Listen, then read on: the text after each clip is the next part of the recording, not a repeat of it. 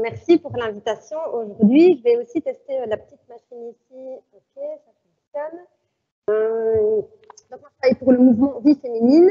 Juste en 2 mots, le mouvement Vie féminine, donc c'est un mouvement d'éducation permanente féministe qui est présent un petit peu partout en Fédération Wallonie-Bruxelles.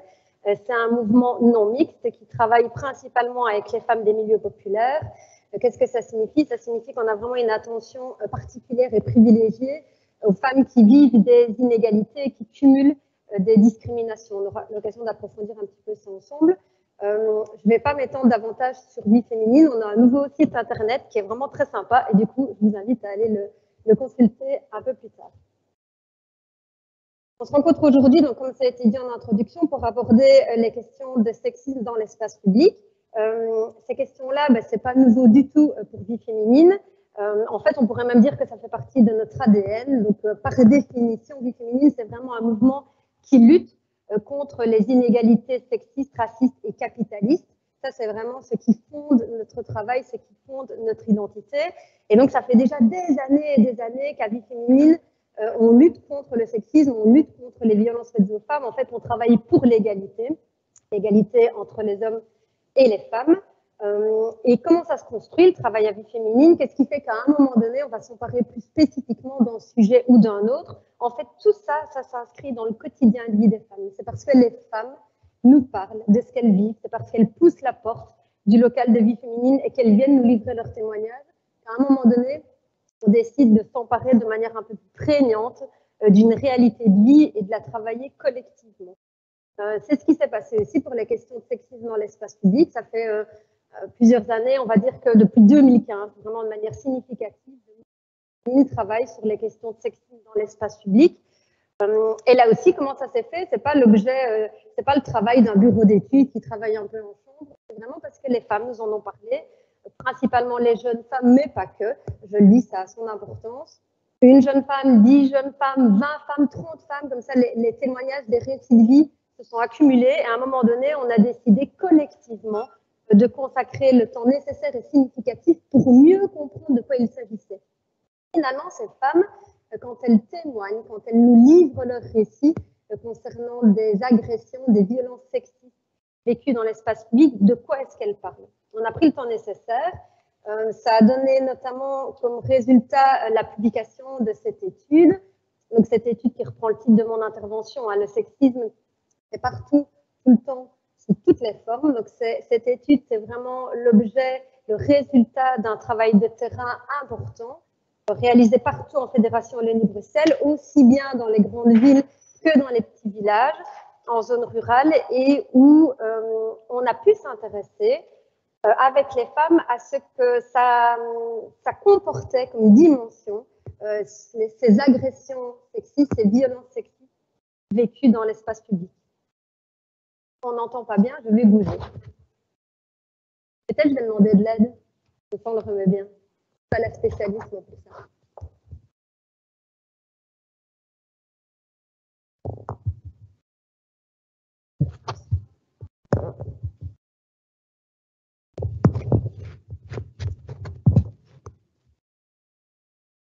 Là, il ne tiendra pas. Donc, on m'entend mieux, mais je ne suis pas sûre qu'il va tenir. Comme ça, c'est mieux? On essaye comme ça va? C'est les aléas du direct. Bon, je continue. Donc, 2015, on s'empare significativement de la question. 2017, on sort cette étude dont je viens de vous parler. Je m'entends très fort, là, maintenant. Peut-être c'est trop fort. Bon, 2018, on lance une campagne avec Vie féminine, une campagne nationale, une campagne de grande ampleur où on décide de s'engager tous ensemble, toutes ensemble, sur ces questions, notamment politiques de sexisme dans l'espace public. Donc, j'ai déjà employé plusieurs fois les termes, sexisme, espace public, violences faites aux femmes, agression dans l'espace public, agression sexiste. Pour nous, Vie féminine, il est essentiel de savoir de quoi on parle pour agir ensuite efficacement afin de lutter correctement de manière pertinente contre les violences faites aux femmes dans l'espace public. Donc, ce que je vous propose pendant quelques minutes, avant d'approfondir plus c'est quoi ces violences, c'est qu'on s'arrête sur ces deux concepts clés que sont le sexisme et l'espace public. Donc, pour nous, à Vie féminine, le sexisme désigne l'ensemble des comportements individuels et collectifs qui perpétuent et légitiment la domination des hommes sur les femmes en s'appuyant sur des stéréotypes. Je ne vais pas les citer, malheureusement, on les a déjà tous et toutes entendus. Par contre, je reviens sur cette proposition de définition. En soi, la notion de définition, c'est pas ça qui est important, quoi. Ce qui est important, c'est plutôt les idées qui y sont présentées, dont notamment une idée essentielle, c'est la notion de caractère collectif. Le sexisme, ce n'est pas juste une relation strictement individuelle entre un individu et un autre. C'est pas juste Jean-Marc qui est dégueulasse à l'égard de Liliane. En fait, ces interactions individuelles, elles font partie d'un tout. Ce tout, c'est un système de domination. Et le sexisme, c'est ce système de domination. C'est la composante de l'ensemble des interactions individuelles et de nos fonctionnements collectifs dans une société donnée qui font le sexisme, le résultat de ça. Ça, c'est vraiment important de le savoir parce que si on ne tient pas compte de ça, dans les moyens qu'on va mettre en œuvre pour lutter contre les violences faites aux femmes, on ne va s'intéresser qu'aux interactions individuelles, voire même on va renvoyer la responsabilité qu'à ces personnes-là. Bah, c'est à ce fameux Thierry ou Jean-Marc, je ne sais plus comment je l'ai nommé, de changer ses attitudes. On n'a pas de responsabilité collective, on n'a pas de responsabilité publique à l'égard de ça. Si on considère la chose autrement, si on se dit que le sexisme, c'est vraiment bien le résultat d'une organisation de société qui est organisée de sorte à privilégier un groupe au détriment d'un autre, à favoriser un groupe au détriment d'un autre, en l'occurrence favoriser les hommes par rapport aux femmes, alors on comprend bien qu'il s'agit d'un enjeu de société qui nous concerne toutes et tous. Je fais encore une précision ici. Quand je dis ça, vous voyez bien que je souligne le caractère collectif, mais je ne suis pas en train de dire que tous les hommes sont mal intentionnés et c'est des connards qui discriminent les femmes. Ce n'est pas ça que je dis ici. Je dis bien ici qu'on est dans une organisation de société qui s'appuie sur nos comportements individuels et collectifs et il en résulte qu'il y a une favorisation d'un groupe par rapport à un autre, une discrimination d'un groupe par rapport à un autre. L'exemple de l'inégalité salariale, l'exemple du manque de place d'accueil dans les structures publiques conventionnées pour la petite enfance. Tout ça, en fait, c'est le résultat d'une organisation de société qui va discriminer un groupe par rapport à un autre. On sait que les inégalités salariales concernent davantage les femmes, que les femmes sont davantage concernées par les emplois précaires, par les emplois à temps partiel. On sait aussi que si on ne trouve pas de place d'accueil dans une structure conventionnée, il va falloir trouver une solution au sein du foyer, peut-être envisager une réduction du temps de travail. Généralement, qui va le faire? La mère. Si c'est un choix, tant mieux, mais ce n'est pas toujours un choix libre. Ça peut vraiment être un choix contraint, parce que peut-être c'est elle qui ramène le salaire le plus faible. Voilà, ce genre de fonctionnement-là. C'est vraiment ça qui est important. S'il y a une chose en fait qu'il faut retenir de mon intervention, c'est vraiment celle-là. C'est de quoi on parle quand on parle du sexisme et souligner qu'il s'agit bien ici d'un système, d'une organisation, d'un système de domination qui favorise un groupe par rapport à un autre. Je fais une petite précision ici. Aujourd'hui, on parle de manière prégnante du sexisme dans l'espace public, sexisme comme système de domination. À Vie féminine, on identifie deux autres systèmes de domination qui ont une influence considérable sur nos vies, notamment la vie des femmes. Il existe d'autres systèmes, mais voilà, nous, on travaille principalement autour de trois systèmes qui sont le sexisme, le racisme et le capitalisme. Être victime de sexisme, vous avez compris à quel point ça peut être conséquent. Il faut souligner aussi qu'il peut y avoir un renforcement des systèmes de domination. Ça veut dire qu'on ne peut pas résumer toutes les femmes au groupe femmes. Ça n'existe pas en fait. Chaque femme va vivre des discriminations spécifiques selon qui elle est. Chaque femme va investir l'espace public et vivre l'espace public différemment selon qui elle est, selon qu'on est une femme blanche, selon qu'on est une femme noire, par exemple, on ne va pas vivre l'espace public de la même manière, on ne va pas vivre dans la société de la même manière et la société ne va pas nous renvoyer les mêmes choses.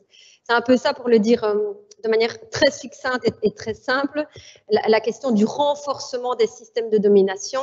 Il y a la question du sexisme, mais si on lit aussi ces réalités par le prisme du racisme et du capitalisme, on voit à quel point les discriminations peuvent se renforcer, peuvent s'imbriquer, rendre les choses encore beaucoup plus complexes. Parfois, je suis un peu rapide, on aura le temps d'approfondir après si vous le souhaitez. Premier concept, essentiel pour comprendre ce dont on parle. Deuxième concept, évidemment, pardon. L'espace public. Donc nous, à Vie Féminine, on a pris le parti pris de situer l'espace public d'un point de vue sociologique, non pas d'un point de vue juridique, mais d'un point de vue sociologique. L'espace public, c'est donc le lieu où on partage des interactions sociales qui ne sont pas de l'ordre de l'intime. Ça ne veut pas dire que je ne peux pas être dans l'espace public avec une personne intime. Hein. Je peux très bien aller boire un verre à une terrasse avec une amie proche, un membre de ma famille, quelqu'un qui partage mon intimité. Mais l'endroit dans lequel je suis, c'est un endroit où se joue habituellement, où se partagent habituellement des interactions qui ne sont pas de l'ordre du privé, qui ne sont pas de l'ordre de l'intime. L'espace public, en théorie, c'est aussi un lieu qui est librement fréquenté par le public, par le tout avenant, auquel on devrait pouvoir avoir tous et toutes accès librement, sans contrainte. Finalement, à Vie Féminine, on s'est donné un peu quelque chose d'imagé, comme un petit moyen mémotechnique pour retenir c'est quoi l'espace public. En fait, dès que je franchis le seuil de ma maison, je suis dans l'espace public. Donc le matin, je sors de chez moi, je vais à l'arrêt de bus, espace public. Je monte dans mon bus pour me rendre au travail, espace public. J'arrive au travail, je suis en réunion d'équipe, espace public. Sur le temps de midi, je vais dans une sandwicherie, manger un petit bout, là encore, je suis dans l'espace public. Je retourne au travail, je termine à 16h, il fait beau, je me dis, ah, allez, je vais aller flâner un peu au parc, il fait bon. À nouveau, espace public. Et puis je me sens bien, je prolonge la journée, je vais boire un verre en terrasse, espace public. Puis finalement, je suis vraiment hyper en forme et je décide d'aller tirer quelques longueurs à la piscine. Là encore, espace public. Et seulement quand j'ai repris mon bus, que j'en suis descendue et que je suis rentrée chez moi, je suis rentrée dans mon espace privé. Quand on considère comme ça l'espace public, vous voyez à quel point, en fait, on investit massivement l'espace public. On est tout le temps dans l'espace public. Donc, l'espace public, c'est pas du tout quelque chose d'anecdotique. C'est quelque chose qui fait partie vraiment de manière considérable, prégnante de notre quotidien. Et c'est quelque chose, du coup, qu'il est essentiel de pouvoir investir de manière favorable, en sécurité et en s'y sentant bien, parce que l'espace public, on y est vraiment souvent. Donc finalement, si on associe un peu ces deux concepts, le sexisme dans l'espace public, qu'est-ce que c'est? Eh bien, le sexisme dans l'espace public désigne l'ensemble des comportements individuels et collectifs adressés dans nos espaces publics. On en a cité toute une série là précédemment, pour interpeller, intimider, menacer, humilier des personnes en raison de leur genre. Donc, vous voyez bien qu'on est sur un système de domination exprimé qui se manifeste dans un endroit spécifique.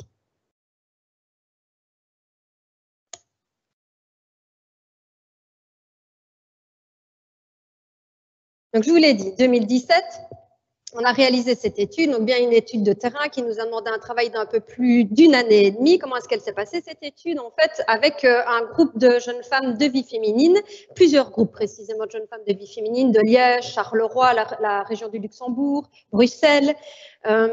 On a travaillé ensemble pour créer un appel à témoignages volontairement court, un appel à témoignages qui présentait 5 questions courtes, questions ouvertes, on pouvait répondre en quelques lignes. Un appel à témoignages qu'on a fait circuler sur Internet, les réseaux sociaux, et puis aussi en version papier, à la fois dans nos groupes Vie Féminine, mais aussi justement dans l'espace public. On a été dans des parcs, on a été dans des gares, proposer cet appel à témoignages. Et cet appel avait notamment pour objectif de mieux saisir ce dont parlaient les femmes quand elles parlaient des agressions sexistes vécues dans l'espace public. Mais finalement, de quoi il s'agit? Donc, on a pu récolter un peu plus de 400 témoignages sur une période de un peu plus de 6 semaines. Il faut savoir que les 5 premiers jours, on avait déjà plus de 100 témoignages. Donc, l'appel à témoignages a assez vite été bien investi et a bien circulé. Peut-être une précision concernant les répondants, donc majoritairement des jeunes femmes, mais pas que. On a aussi des répondantes qui ont 40, 50, voire 60 ans. Peut-être une précision aussi concernant la manière dont l'appel à témoignage a été utilisé, investi par les répondants. Donc, comme je vous l'ai dit, il y a eu 2 versions, papier et électronique. Papier, ben là, c'était court, hein, on avait un champ limité, on avait une page devant nous. Électronique, ça s'est passé tout à fait autrement. Un peu à notre surprise, on ne s'y attendait pas. Certaines répondantes, beaucoup en fait, ont vraiment investi cet appel à témoignage et l'ont envisagé comme une occasion de pouvoir se livrer dans un cadre bienveillant sur ce qui était vécu. Donc, on a reçu beaucoup d'intimité parmi les réponses, et des réponses parfois très longues, qui se lisaient un peu comme un journal intime. On rentre vraiment dans un quotidien. Certaines réponses font jusqu'à 10 pages, où elles nous relatent vraiment ce qu'elles ont pu vivre en se livrant avec beaucoup d'émotions sur ce qui a pu être vécu. Le fait qu'on ait comme ça récolté une matière si riche, pas seulement en termes de nombre, mais aussi dans la manière dont elles se sont livrées, ça a permis aussi qu'on puisse étoffer notre analyse. Et ça nous a notamment permis de créer un peu des catégories de types d'agressions sexistes vécues dans l'espace public. Ces catégories, elles n'ont que pour seul objectif de montrer le caractère pluriel et complexe des agressions sexistes vécues dans l'espace public, des violences sexistes vécues dans l'espace public. Ici, il n'y a aucune envie, aucune volonté de hiérarchiser, de comparer, on n'est pas du tout là-dedans, on est vraiment dans un objectif de montrer à voir, de rendre visible. Un premier chiffre qui est important de souligner, qui n'apparaît pas ici, c'est que 98% des répondantes disent avoir déjà vécu une agression sexiste dans l'espace public. Certainement, ce chiffre, vous l'avez déjà entendu, hein. Il a beaucoup circulé. 98% des répondantes déclarent avoir déjà vécu. Là, une précision est importante à souligner, c'est que nous, la manière dont était intitulée la question demandait « As-tu déjà vécu une agression sexiste dans l'espace public ?» Et on illustrait un peu pour rendre la question accessible.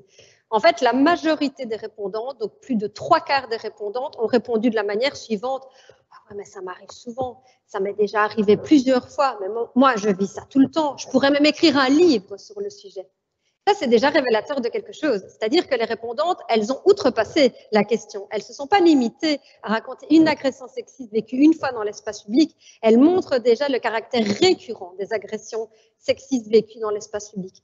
Donc, à travers cette première réponse, on voit déjà, malheureusement, à quel point le sexisme dans l'espace public, ça fait partie du quotidien des femmes, quels que soient nos âges et quels que soient les endroits que l'on fréquente. Comme je vous l'ai dit, les répondantes, elles se sont vraiment livrées et on a pu construire 4 catégories concernant les types d'agressions sexistes vécues dans l'espace public. La première catégorie, la plus représentée, à hauteur de 41%, des répondantes dénoncent avoir vécu des agressions verbales dans l'espace public, sans surprise. On a déjà entendu des témoignages de cet ordre-là.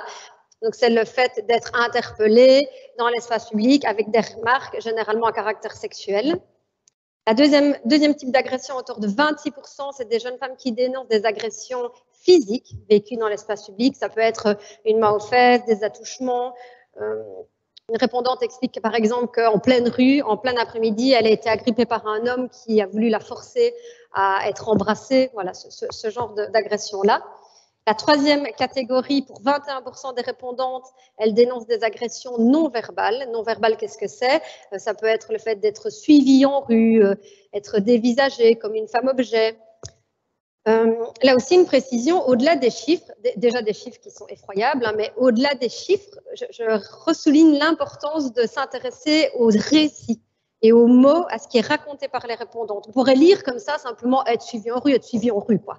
Ben, ça va, elle a été suivie sur 200 mètres quand elle traversait la place, c'est bon, quoi. Là, je vais vous donner un exemple. Une des jeunes femmes, une des répondantes, elle raconte qu'elle a été suivie en rue pendant 30 minutes. Pendant 30 minutes, elle a été suivie en rue. Ça s'est passé au mois de décembre. À 17h, il fait déjà noir. Elle sort du travail et très vite, elle sent qu'elle est suivie. Très vite, elle sent qu'il y a quelque chose qui se passe derrière elle. Elle continue de marcher plusieurs minutes et en fait, la personne, l'homme, continue à suivre. Et ça continue, et ça continue. Il fait noir, elle est seule, elle ne sait pas à qui elle peut demander de l'aide et ça dure et ça dure. Comment est-ce que la situation prend fin? Parce que la stratégie de la jeune femme, à un moment donné, c'est de rentrer dans une première partie d'immeuble, de toucher les boîtes aux lettres comme si elle habitait là. Et l'agresseur s'en va. C'est une stratégie. Évidemment, elle n'habite pas là. Et qu'est-ce qu'elle fait? Elle doit encore attendre plusieurs minutes avant de pouvoir continuer son chemin dans les conditions qu'on imagine et d'enfin rentrer chez elle. L'agression sexiste dans l'espace public, c'est ça. Être suivi en rue dans l'espace public, c'est ça. Et c'est de ça dont il faut parler. C'est ça qui doit être connu. Ce n'est pas être suivi 20 mètres et ça s'arrête. C'est tout autre chose, les agressions sexistes vécues dans l'espace public. Enfin, 12% des répondantes dénoncent des agressions d'un autre type. On a mentionné le caractère diversifié de l'espace public. Donc, certaines parlent du harcèlement au travail, certaines parlent d'agressions sexistes dans des lieux culturels, certaines disent avoir été prises en photo sans consentement. Là aussi, il faut souligner que les 2 répondantes qui ont parlé de ça, à être prises en photo sans le consentement, ça s'est passé à la piscine, sous la cabine de douche. Donc là aussi, il faut écouter les jeunes femmes pour savoir de quoi il s'agit. Parce qu'on entend ça, on ne peut pas répondre, ce n'est pas grave. On ne peut pas répondre, c'est anodin. D'où l'importance vraiment de s'intéresser à la parole des femmes. Par rapport à tout ça, malheureusement, c'est connu tout ça, c'est pas nouveau. Par rapport à tout ça, que font les pouvoirs publics? Donc, il faut déjà tout de même ici souligner qu'il y a une progression concernant la prise en compte des moyens à développer pour lutter contre les violences faites aux femmes. On sait ce qui a traversé nos sociétés ces dernières années, je ne vais pas revenir dessus. On sait la manière dont l'opinion publique a pu porter une oreille plus attentive au vécu des femmes, ce qui a une répercussion évidemment sur nos pouvoirs publics, nos pouvoirs politiques. Donc, il faut souligner tout de même qu'il y a une oreille plus attentive aujourd'hui. Malgré tout, vous vous en doutez, ce n'est pas suffisant et on va aussi revenir là-dessus. Que font nos pouvoirs publics? En Belgique, depuis 2014, il existe ce qu'on appelle la loi sexisme. Précisément, c'est une loi tendant à lutter contre le sexisme dans l'espace public. Cette loi, c'est une première. C'est une première en Belgique, mais c'est une première au-delà de nos frontières aussi. Donc, c'est vraiment un signal important de ce que notre société ne veut plus, de ce que notre société ne tolère plus. Donc, cette loi, pour nous, Vie féminine, elle est importante et il faut la soutenir. Tout de même, cette loi, elle a ses limites. Si on s'intéresse au terme, à nouveau, on voit que c'est une loi d'intention. C'est une loi qui tend à lutter contre le sexisme dans l'espace public. Ce n'est pas une loi qui lutte contre le sexisme dans l'espace public. Ça peut paraître rien, mais ces nuances, elles ont vraiment leur importance. Donc, la notion d'engagement, elle est importante, mais là, vraiment, c'est l'action dont on a besoin. Donc, dans le fondement même, dans l'identité même de cette loi, il y a déjà un positionnement différent qui pourrait être encouragé. Ensuite, la définition sur laquelle s'appuie la loi pour préciser ce dont on parle quand on parle de sexisme, s'appuie sur une définition qui réduit justement principalement aux interactions individuelles, aux interactions entre les individus. Le caractère collectif n'est pas pris en compte. Donc là aussi, il y a une dimension de ce qu'on considère comme être le sexisme qui devrait être revue. Donc la loi, on l'a dit, elle est nécessaire, il faut l'encourager, mais il y a des choses qui doivent être changées. Notamment, on ne connaît pas encore assez l'existence de cette loi. On a interrogé nos répondantes justement dans l'appel à témoignage pour savoir si elles connaissaient cette loi. Un peu moins de la moitié des répondantes la connaissent et on les a interrogées sur leur source principale d'information. En fait, c'est les associations. Les associations de femmes ont largement communiqué sur l'entrée en vigueur de cette loi et c'est notamment via cette communication-là que les femmes en ont entendu parler. Malgré tout, c'est insuffisant. Donc, il faut tout de même largement communiquer sur cette loi. Il faut faciliter ces conditions de mise en application. Je ne vais pas rentrer dans les détails, notamment parce que ce n'est pas l'objet ici, mais dans ce qui est compliqué concernant l'application de cette loi, c'est un des éléments compliqués, c'est que c'est à la victime d'apporter la preuve de l'agression sexiste vécue dans l'espace public. On en a cité quelques-unes, hein, des agressions ensemble. On peut facilement imaginer qu'il est difficile pour une victime de prouver qu'elle a vécu cette agression-là. C'est difficile, c'est pas impossible, hein, je nuance tout de même. On connaît des cas où ça a été concluant, mais c'est particulièrement difficile. Donc, il y a des moyens d'application, des conditions d'application de la loi qui pourraient être modifiées. Et enfin, il faut encourager son utilisation. Donc, en informant sur son existence, en reconnaissant publiquement, collectivement, le caractère vraiment intolérable des violences faites aux femmes et en accompagnant les dispositifs pour utiliser la loi, de sorte à ce qu'ils soient plus favorables pour les femmes. Donc là, on est sur la loi de 2014. Ce n'est pas la seule loi, comme je l'ai dit précédemment, il y a tout de même un engagement plus fort de notre société aujourd'hui contre les violences faites aux femmes. Il y a différents dispositifs qui sont à l'œuvre, d'autres qui vont encore venir à différents niveaux de pouvoir et au départ des différentes initiatives pour lutter efficacement contre les violences faites aux femmes. C'est une chose qu'il faut encourager et qu'il faut vraiment renforcer. Pour nous, c'est un bon signal, mais il faut développer vraiment encore davantage. À Vie féminine, on identifie 4 grands défis, c'est certainement pas les seuls, mais on identifie 4 grands défis à relever pour lutter efficacement contre le sexisme dans l'espace public, contre les violences faites aux femmes. Et ces 4 grands défis doivent s'opérer de manière tout à fait articulée, de manière tout à fait coordonnée. On ne luttera jamais efficacement contre les violences faites aux femmes si on n'investit qu'un champ d'action. Ce n'est pas seulement en formant, ce n'est pas seulement en sensibilisant qu'on sera efficace. Il faut vraiment un travail articulé pour lutter efficacement. Premier champ, un autre regard sur le sexisme dans l'espace public. Là, ça sous-entend notamment de lutter de manière efficace contre la banalisation, voire la culpabilisation des victimes à l'égard des violences sexistes vécues dans l'espace public. Non, c'est pas rien une agression vécue dans l'espace public. Oui, c'est grave dans nos vies de femmes, d'autant plus qu'on le sait, c'est récurrent dans nos vies de femmes. Ça fait partie de nos quotidiens. Donc, on ne peut plus entendre des discours du type « Ok, tu as eu une main en fesse dans le métro, mais ça va quoi. Tu as été à l'UNIF après, tu as été au travail après, ça va quoi. » Ils tendent à disparaître, ces discours, mais il y a le risque, soit qu'ils reprennent de la place, soit qu'ils soient encore là. Donc la vigilance, elle doit vraiment être maintenue. Même chose pour la culpabilisation. Les discours du type, en même temps, il était quand même 2 heures du mat et t'étais toute seule, quoi. Voilà, ça, on ne peut plus entendre. Rien ne justifie les violences faites aux femmes. Deuxième champ, une éducation favorable à l'égalité entre les hommes et les femmes. Alors évidemment, quand on cite ça, on pense à l'enseignement, qui a un rôle à jouer, mais pas que. En fait, l'éducation favorable à l'égalité, elle se joue dans toutes les sphères de notre vie. Donc, elle se joue dans les espaces d'accueil pour la petite enfance, elle se joue dans les lieux sportifs, dans les lieux culturels, dans les syndicats, dans un comité de quartier. En fait, tous les lieux qu'on investit collectivement, qu'ils soient de l'ordre du privé ou du public, peuvent avoir un rôle à jouer pour favoriser, pour construire une éducation favorable à l'égalité entre les hommes et les femmes. Ça passe par de l'information, ça passe par de la formation. Troisième volet, on l'a un peu cité tout à l'heure, un accueil et un accompagnement respectueux des victimes, que ce soit au moment où on décide d'aller déposer plainte ou par ailleurs, ou même dans d'autres démarches. Là, ça suppose nécessairement d'être formé, de savoir de quoi on parle quand on parle du mécanisme des violences faites aux femmes, de ne pas faire d'amalgame, c'était juste une dispute. Entre une dispute et une violence conjugale, il y a un pas énorme. Donc, savoir de quoi on parle, être formé, accueillir correctement la personne, l'installer dans une pièce confortable, mettre en place les conditions pour que les témoignages soient bien récoltés. Là aussi, je le fais un peu rapidement, mais voilà, vous voyez bien de quoi on parle quand on cite ça. Et enfin, dernier défi, le fait d'encourager, renforcer, voire développer des outils juridiques favorables aux femmes. Il en existe déjà. Évidemment, on pense à la Convention d'Istanbul, la Convention d'Istanbul ratifiée par la Belgique, la Convention d'Istanbul qui, aujourd'hui, doit faire partie intégrante de toute notre pratique. Le défi, il est là parce que ce n'est pas encore le cas. Donc, il y a des outils existants qu'il faut davantage investir et peut-être d'autres à créer pour soutenir vraiment efficacement toutes les femmes dans tous les champs. Je m'en arrêterai là. Ici, vous trouverez mes coordonnées si vous voulez davantage d'informations. Je l'ai dit, il y a le site internet de Vie Féminine. N'hésitez pas à aller jeter un œil. Et alors, cette étude dont j'ai parlé tout à l'heure, elle est accessible en PDF sur le site de Vie Féminine. Donc, il y a beaucoup plus d'infos sur les résultats de l'étude et aussi beaucoup de témoignages anonymisés, évidemment, de répondantes qui s'y retrouvent. Donc, n'hésitez pas à aller jeter un œil. Merci pour votre attention.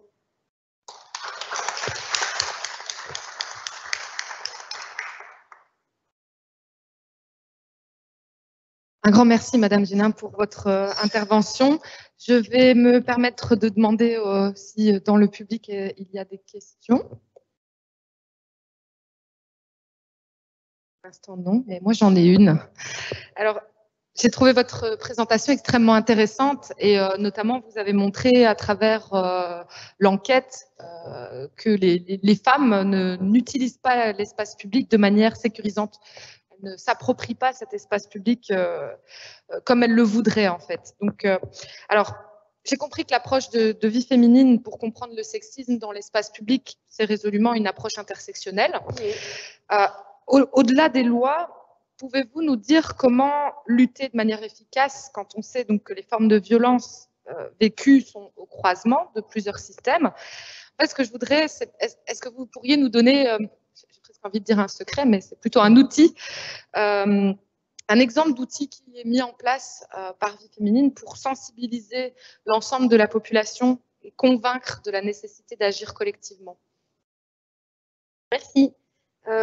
Oui, je vais répondre en 2 volets. Tout d'abord, l'importance d'écouter les femmes et de travailler avec elles. Vous l'avez bien compris, hein, j'ai un peu été radote avec ça certainement dans mon intervention, mais pour nous, c'est essentiel, crucial et incontournable. Si on veut être efficace, il faut savoir de quoi on parle. Et pour savoir de quoi on parle, il faut écouter les femmes. Il faut vraiment prêter une oreille attentive, bienveillante, avec des conditions favorables. En introduction, j'ai cité que nous, Vie Féminine, on travaillait en non-mixité. C'est vraiment un choix politique, c'est-à-dire qu'on propose des espaces entre femmes, se raconter, se livrer, se renforcer pour ensuite investir les espaces en mixité, qui sont par ailleurs les espaces majoritaires, qui forment aussi notre espace public. Donc vraiment, on consacre à Vie Féminine les moyens, on met en place les moyens pour travailler avec les femmes au départ de ce qu'elles ont à dire et au départ de leurs envies. Au départ de leurs envies individuelles, on met en place un travail collectif. On ne peut qu'encourager, là où c'est possible, la réalisation de processus comme ceux-là, en fait. Écouter les femmes et travailler avec elles.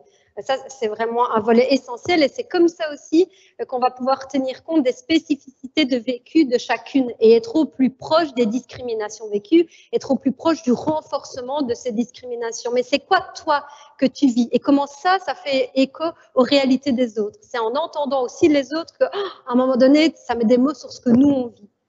Ça, c'est un volet. L'autre volet, pour être efficace, d'une manière plus collective et publique, il faut considérer que la lutte contre le sexisme dans l'espace public, la lutte contre les violences faites aux femmes, c'est notre responsabilité à tous et toutes. Ce n'est pas juste la responsabilité de Jean-Marc qui a été dégueulasse, comme je l'ai dit en introduction. Ce n'est pas juste la responsabilité de nos institutions. Ce n'est pas juste la responsabilité politique. En fait, on a tous et toutes un rôle à jouer pour lutter contre les violences faites aux femmes, pour souligner le caractère inacceptable de ces violences et pour construire l'égalité. Et là, il y a mille et une pistes possibles. La rencontre d'aujourd'hui s'en est une. C'est-à-dire prendre le temps de se rencontrer, de s'en parler, de s'informer, de se former. C'est un moyen. Si on se sent bien, si on se sent un peu outillé, dans nos espaces privés, on peut le faire aussi. Une discussion en famille, quand on discute avec un frère, une sœur, quand on accompagne les enfants de la famille. Si on se sent bien, la précision est importante, donc il ne faut jamais s'obliger de quoi que ce soit. C'est comme on se sent à l'aise de le faire. Par ailleurs, la nuance n'est pas la même pour nos pouvoirs publics et politiques. Eux ont une réelle responsabilité, un réel engagement. Donc, c'est-à-dire que là, on attend de leur part, non pas seulement de l'intention, mais que les moyens adéquats suivent les formules qui sont proposées. Donc, on entend beaucoup aujourd'hui un discours qui souligne justement que c'est intolérable et qu'il faut lutter efficacement. Lutter efficacement, ça passe par les moyens adéquats, notamment les moyens financiers, notamment soutenir l'associatif, notamment développer davantage de formation à destination des agents de première ligne. Donc là, on va penser à la police, mais on peut penser aussi au personnel médical, au personnel enseignant, enfin tout qui investit comme ça un lieu collectif de manière prégnante. Ça, c'est vraiment des aspects qui vont permettre de tenir compte du caractère pluriel et complexe des discriminations et des violences vécues par les femmes et d'essayer de créer ensemble les meilleures réponses pour lutter efficacement.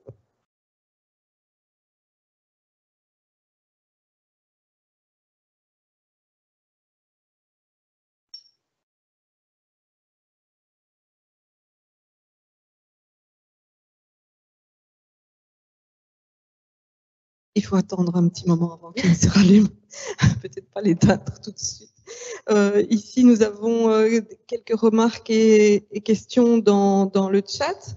Et donc, une première question, vous avez parlé de récit de vie, de cette enquête très intéressante qui se transformait pratiquement en journal intime. Est-ce que on peut lire ces témoignages? Est-ce que vous avez une référence pour le public? Est-ce que je vous donne toutes les questions ou bien Je note. Oui. D'accord. Alors, une deuxième question. Vous avez beaucoup parlé des jeunes femmes, mais vous avez dit aussi que les femmes plus âgées pouvaient avoir témoigné. Est-ce que vous pouvez plus précisément évoquer la question des femmes plus âgées? Et alors, troisième question, ensuite je pense que Martine a une remarque. Vous avez parlé du capitalisme, du système capitaliste qui semblait encourager les inégalités ou le sexisme. Est-ce qu'il existe un système politique qui garantirait plus l'égalité que notre système? Est-ce que nous avons un modèle politique plus favorable à l'égalité de genre? Et alors,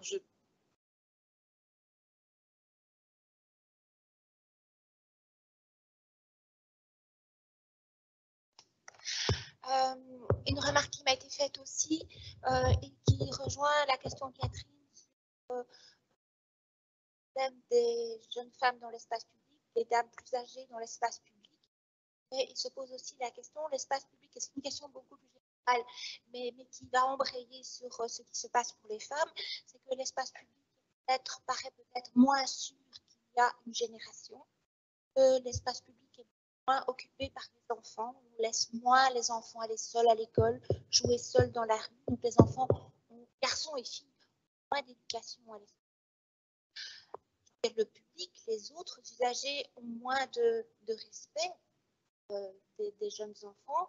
Et que se passe-t-il pour une petite fille qui n'a pas pu aller à l'école toute seule, qui n'a pas pu aller à vélo dans la rue, qui n'a pas pu aller grimper dans les arbres derrière chez elle?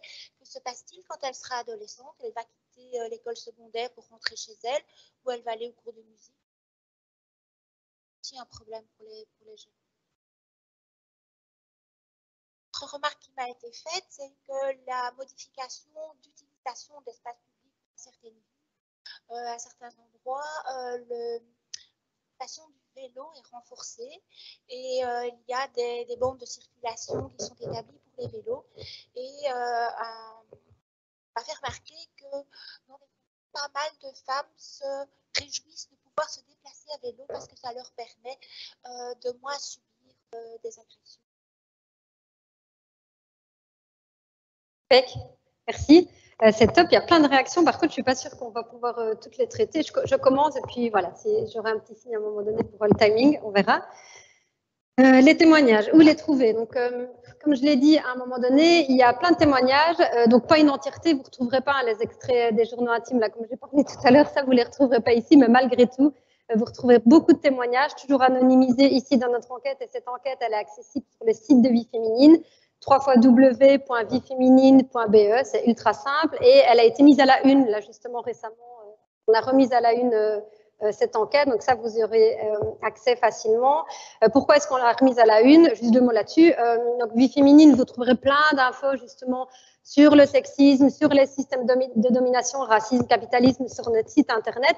Qu'est-ce qui fait que, alors que cette étude, on l'a commencée en 2015, sortie en 2017, donc bien avant la vague MeToo, hein, et tout ce qui en a suivi, qu'est-ce qui fait qu'on la remet à la une maintenant? Parce qu'aujourd'hui encore, on le voit bien, avec des mouvements tels que Balance ton part, qu'il est nécessaire de rappeler ce que c'est le sexisme dans l'espace public, le caractère multiforme, et de développer les moyens pertinents pour lutter efficacement. Donc là encore, on voit à quel point c'est nécessaire. Donc là-dessus, n'hésitez pas pour les témoignages.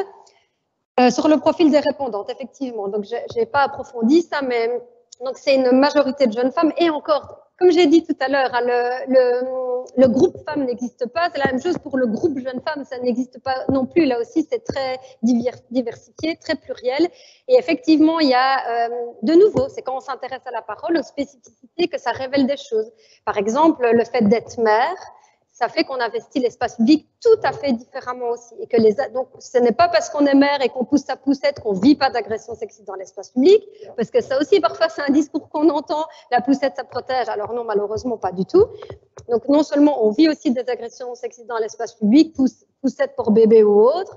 Donc quand on est mère, on en rencontre, et on en rencontre peut-être sous d'autres formes. Même chose quand on est une personne plus âgée, quand on est une personne noire, quand on est une personne porteuse de handicap, ou donc l'intérêt ici, souvent je vais en revenir à ça, c'est de s'intéresser à la parole pour voir comment ça se joue. Et du coup, je vais faire un lien tout de suite avec une des dernières questions que j'englobe sous l'intitulé de mobilité. Vous avez parlé du vélo. 5 minutes, donc on n'abordera pas tout. Hein. Je l'englobe sous le caractère plus global de la mobilité. Effectivement, il y a des études très pertinentes, notamment, je pense à une, ça roule ma poule, de Claudine Liénard, je pense, si ma mémoire est bonne. Il y a des études comme ça vraiment chouettes, vraiment pertinentes qui sont sorties sur les questions de mobilité des femmes et le fait que la mobilité des femmes n'est pas du tout la même que la mobilité des hommes.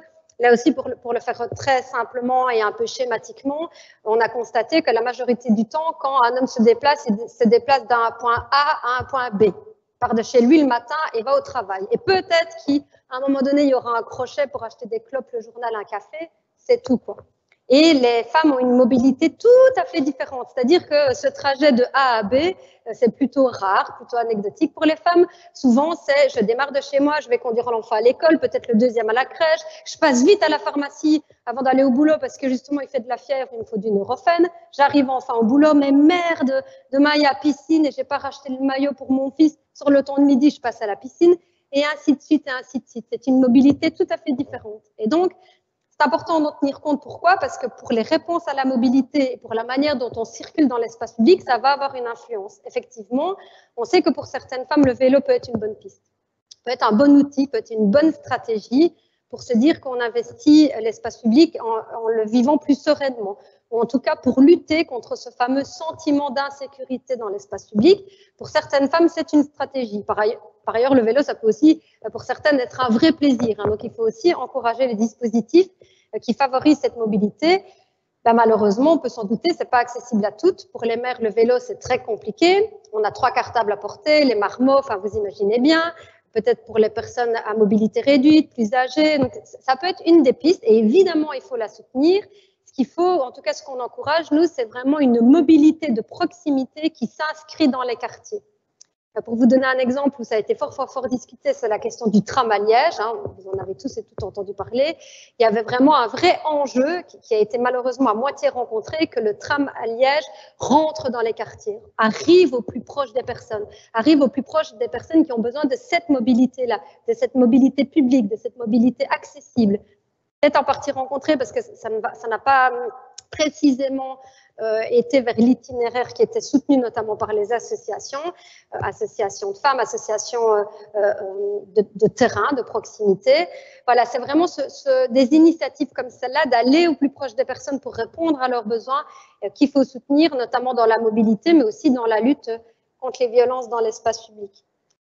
Sur le fait finalement, une petite fille qui a un peu été éloignée de l'espace public quand elle était jeune, comment est-ce qu'elle va l'investir quand elle est grande? Ben là, on refait le lien, je le fais très vite, hein, malheureusement, mais on refait le lien avec la question de l'éducation et de tout ce qui englobe l'éducation. C'est-à-dire que si à un moment donné, on envoie toujours le discours de l'espace public, c'est pas pour toi. Si à un moment donné, on encourage toujours le discours que toi, c'est bien des jeux où tu te poses, où tu es à l'intérieur, à la maison, si c'est ça qui est véhiculé dans les discours, les jouets, les livres, tout ce qui constitue une représentation sociale, tout ce qui constitue une référence.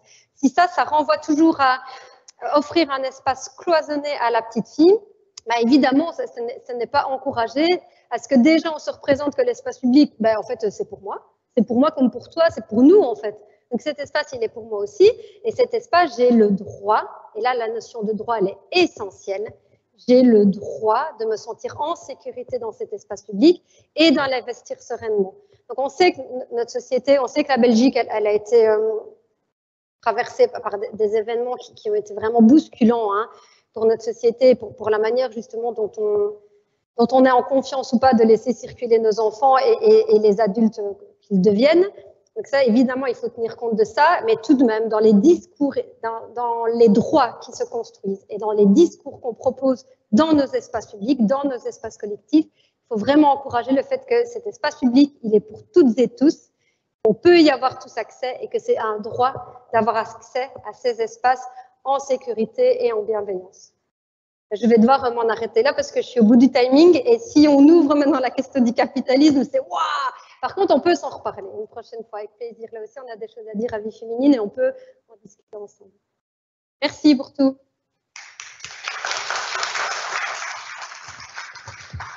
Un tout grand merci à vous, Madame Génin, pour votre intervention extrêmement intéressante et claire.